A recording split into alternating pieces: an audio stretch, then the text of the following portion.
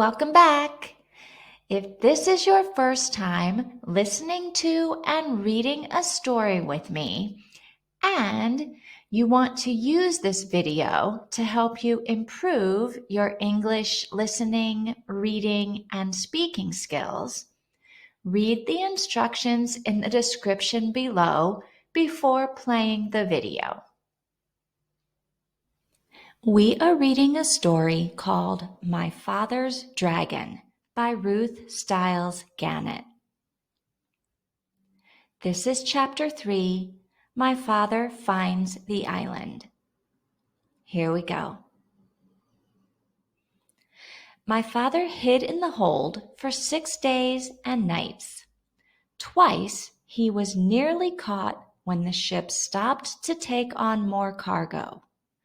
But at last he heard a sailor say that the next port would be Cranberry, and that they'd be unloading the wheat there.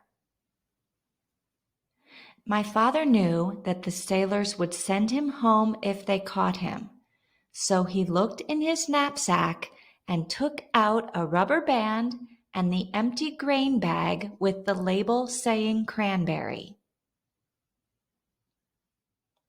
At the last moment, my father got inside the bag, knapsack and all, folded the top of the bag inside, and put the rubber band around the top.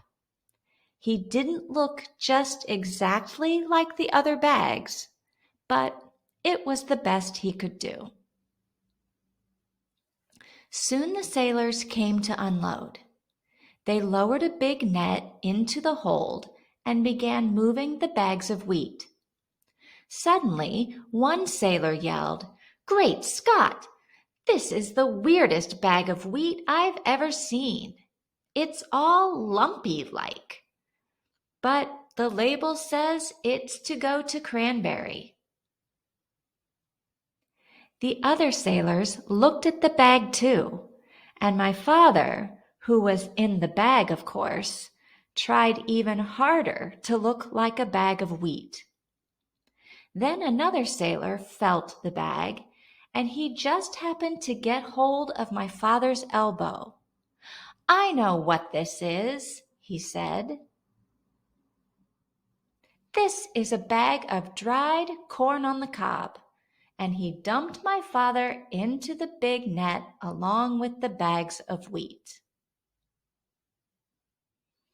This all happened in the late afternoon, so late that the merchant in Cranberry who had ordered the wheat didn't count his bags until the next morning. He was a very punctual man and never late for dinner.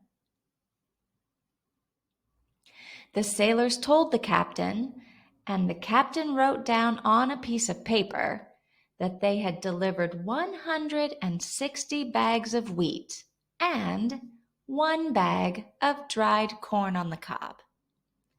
They left the piece of paper for the merchant and sailed away that evening.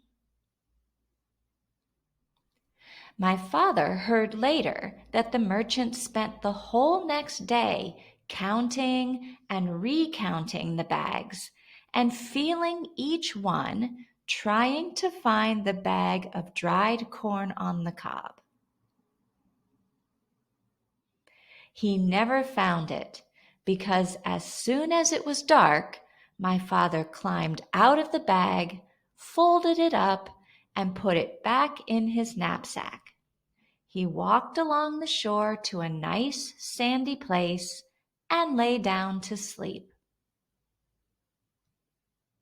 My father was very hungry when he woke up the next morning. Just as he was looking to see if he had anything left to eat, something hit him on the head. It was a tangerine. He had been sleeping right under a tree full of big, fat tangerines. And then he remembered that this was the island of Tangerina. Tangerina trees grew wild everywhere. My father picked as many as he had room for, which was 31, and started off to find Wild Island. He walked and walked and walked along the shore, looking for the rocks that joined the two islands. He walked all day, and once, when he met a fisherman and asked him about Wild Island, the fisherman began to shake and couldn't talk for a long time. It scared him that much just thinking about it. Finally, he said, "Many people have tried to explore Wild Island, but not one has come back alive. We think they were eaten by the wild animals." This didn't bother my father. He kept walking and slept on the beach again that night. It was beautifully clear the next day, and way down the shore my father could see a long line of rocks leading out into the ocean.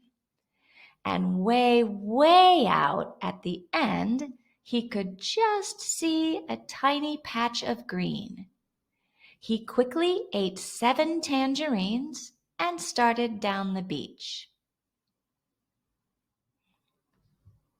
It was almost dark when he came to the rocks, but there, way out in the ocean, was the patch of green.